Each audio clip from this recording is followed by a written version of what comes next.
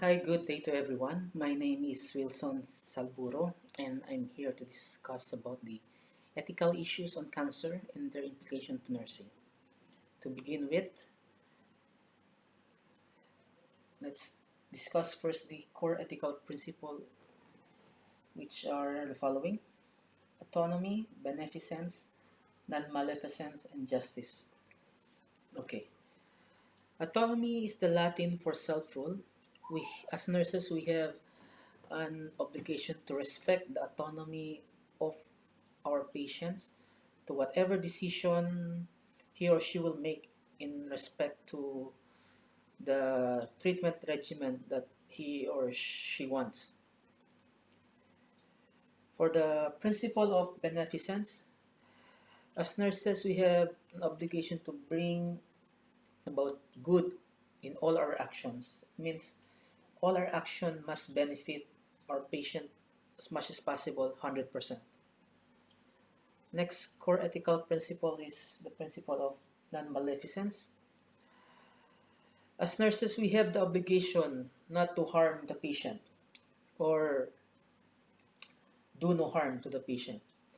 However, if we relate it to the real world, it's kind of difficult to achieve because most of the treatment that we give to the patient has its side effects, or at least like in medications, know that all medications has some form of side effects or altered effects to the patient.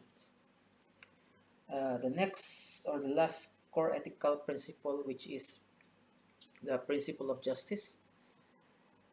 Okay, as nurses, we have the obligation to provide our patient what they deserve.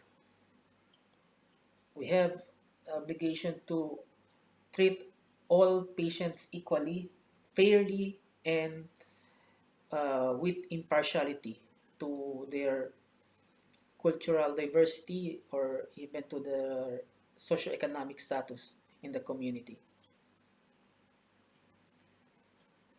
Next, proceed to the ethical issues. First ethical issue is the high cost of cancer treatment, which can be which can become prohibitive for the patient. We all know that cancer treatment is not cheap.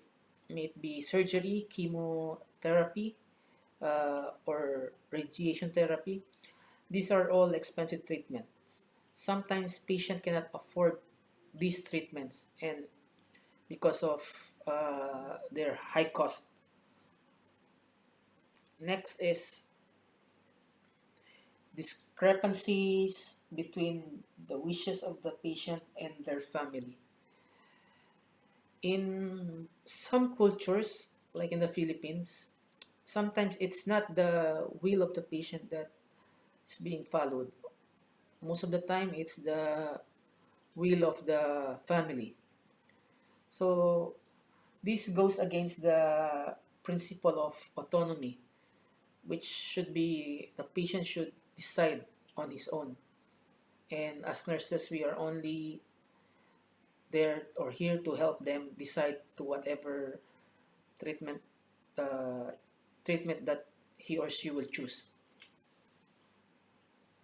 Next is the treating patients who opt for potentially risky solutions. Okay,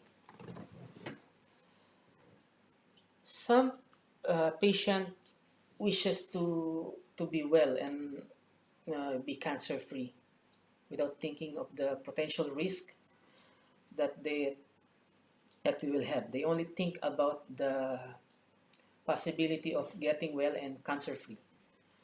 Sometimes patient, excuse me, sometimes patient aim for alternative medicine as well, which most of the time the physician does not approve of. And some patient does not even want to be treated at all. Okay, next ethical issue is medical futility. Okay, this refers to treatment uh, that unlike the treatment will unlikely benefit the patient, uh, where the intervention will yield extremely poor benefit. However, some patient will still opt to go with such treatment despite the low chances or poor benefit that they will have. They will think about the slight chance of small chance for them to get get well. Next is medication error. Medication error does not only applies to cancer patients, but to the whole healthcare system in general. Uh, so for us to avoid or to minimize medication error, we should follow our institutional policies and guidelines uh, in relation to giving medication to the patient. Next is end of life issues. There are several end of life issues. One is euthanasia or mercy killing. Another one is terminal sedation, in which the, the, the patient will be put in deep coma without without nutrition and hydration, and also advanced directive such as do not resuscitate. This all falls into the ethical issue of end of life. Next, proceed to the ethical care, the role of nurse in provision of ethical care. So first, we have autonomy.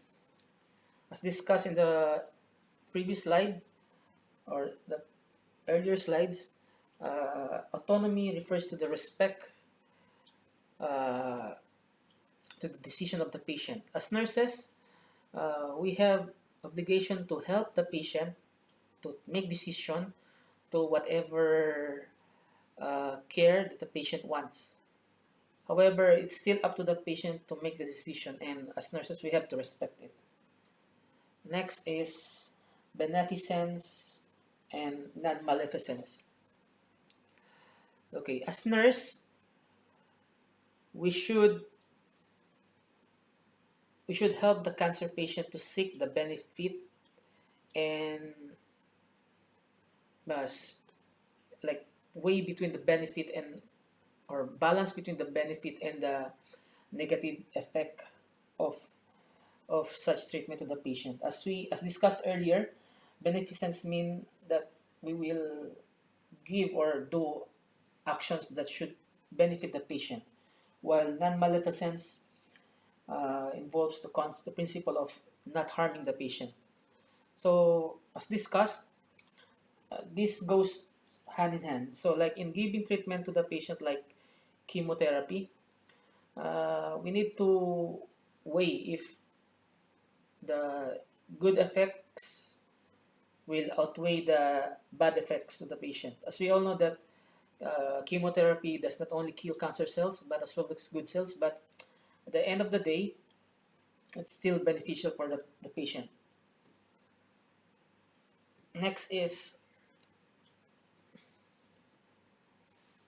uh, justice. Okay. As nurses, uh, we should be fair in dealing or treating patients.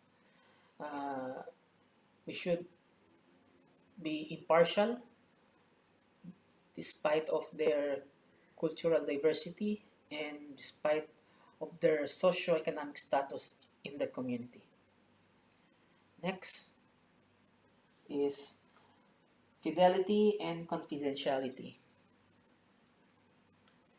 Okay, this refers to keeping the promise and creating a faithful and uh, trustworthy relationship with the patient.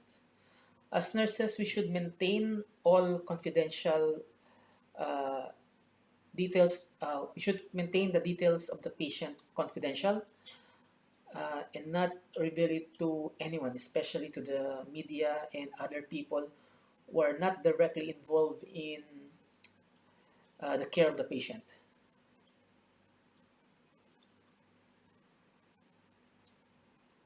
Okay, next, accountability and responsibility. As nurse, we are accountable and responsible for every nursing action that we do to the patient. So to avoid any issues in the future or in the future, we should follow our scope of practice, standard of care, uh, and policies and guidelines of the institution where we are working. Next is informed consent.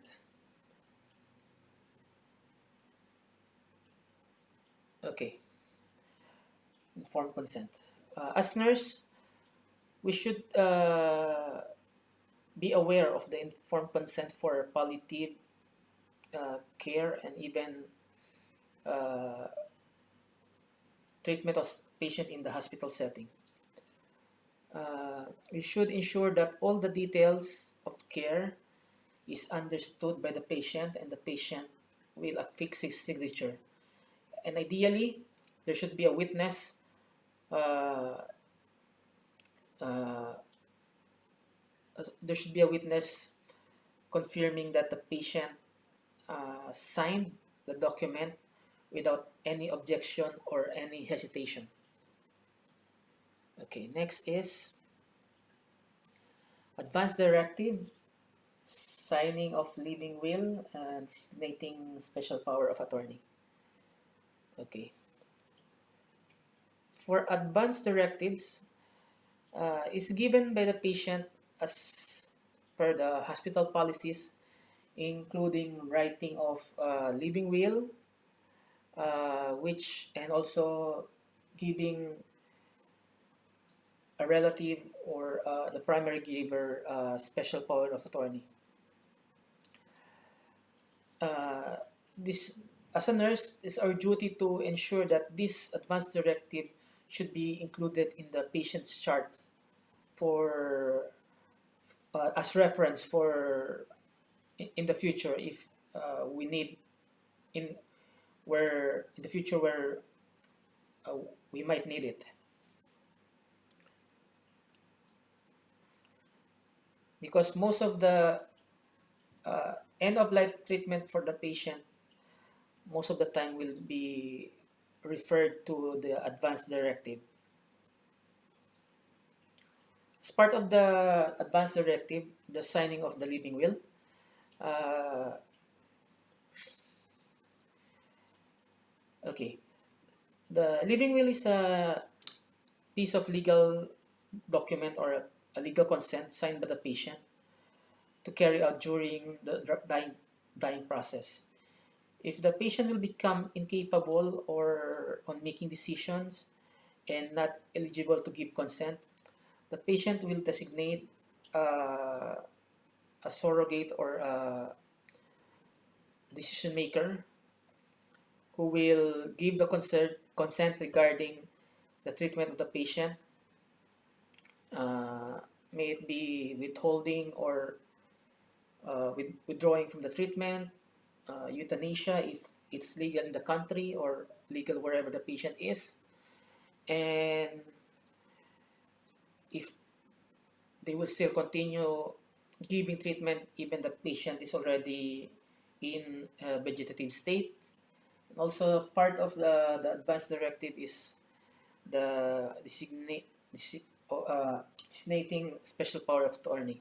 So as discussed earlier, the patient will appoint like surrogate or someone who will make decision uh, in the treatment of the patient when the patient will become incapable of making decision or when the patient will become capable of giving the consent. This can be spouse, parent, or legal guardian of the patient. Okay, the last one will be managing grief, loss, and bereavement.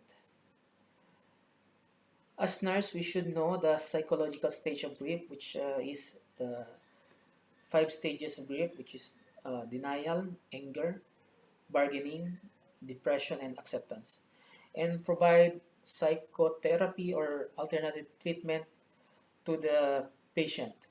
And as much as possible, we will make the patient uh, uh, we will make the patient uh,